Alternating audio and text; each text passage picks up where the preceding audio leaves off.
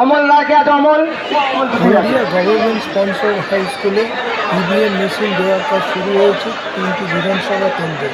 রাত পোহালেই রাজ্য জুড়ে ষষ্ঠ দফার ভোট। সেই ষষ্ঠ দফার ভোটে তমলুক লোকসভা কেন্দ্র পড়ে।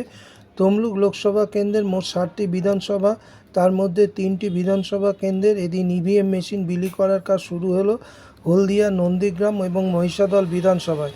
গত 24 ঘন্টায় নন্দীগ্রামে এক মহিলার বিজেপি কর্মী মৃত্যু ঘিরে ব্যাপক চাঞ্চল্য সৃষ্টি হয়েছে।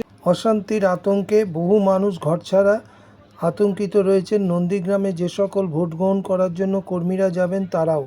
যদিও পুলিশ এবং সিআরপিএফের করা নিরাপত্তায় সব ভোট কেন্দ্র মুড়ে ফেলা হয়েছে, ফলে সব কিছুই সুরক্ষিতভাবে এবং ভালোভাবেই হবে এমনটাই প্রশাসনের আশা।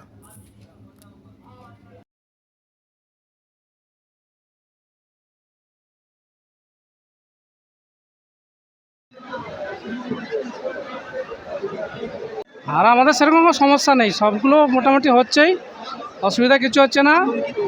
না কোনো সেটা নিয়ে আমাদের কতটা মনে হচ্ছে না, আমরা নিরাপত্তার মধ্যেই আছি। সমস্ত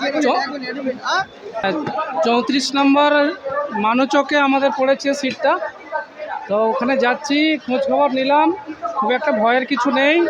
একটা আতঙ্কের কথা শুনেছিলাম, সেই আতঙ্কটা আমাদেরকে খুব একটা মনে হচ্ছে না, কারণ সেন্ট্রাল বাহিনী থাকবে এটা আমরা মনে করছি। এখনও পাইনি সেন্ট্রাল বাহিনী, যদি পাই বা ওখানে থাকে তাহলে আমাদের কোনো সমস্যা নেই। আর এই আর কি, কোনো সমস্যা নেই আপাতত। গুরুত্বপূর্ণ ভূমিকা আমরা যথাযথ পালন করব। আমরা আমাদের গুরুত্বপূর্ণ দায়িত্ব সহকারে পালন করব কর্তব্যের সাথে। আর জনগণ শান্তভাবে নিশ্চিন্তভাবে ভোট দিন, আমরা আমার দায়িত্ব যথাযথ পালন করব। যেতে আতঙ্কিত হচ্ছে, কি মনে হচ্ছে? আপনি তো ওখানে একটা কালকে যে ঘটনাটা ঘটেছে আমরা টিভিতেও দেখেছি, তা যার জন্য একটা আতঙ্কের ব্যাপার রয়েছে। টেনশনের ব্যাপার নেই, পুলিশ প্রশাসন যথেষ্ট সক্রিয় রয়েছে। আশা করি ভোট শান্তিপূর্ণভাবেই হবে।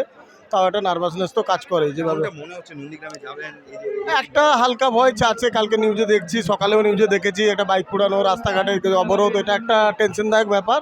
তবে আশা করি প্রশাসন যথেষ্ট তৎপর রয়েছে। আমাদের হ্যাঁ, এভাবে কাজ চলছে, প্রসেস চলছে, এখনো কিছুটা বাকি রয়েছে। এখান থেকে যেতে 2, 2:30, 3টা লেগে যেতে পারে পরপর।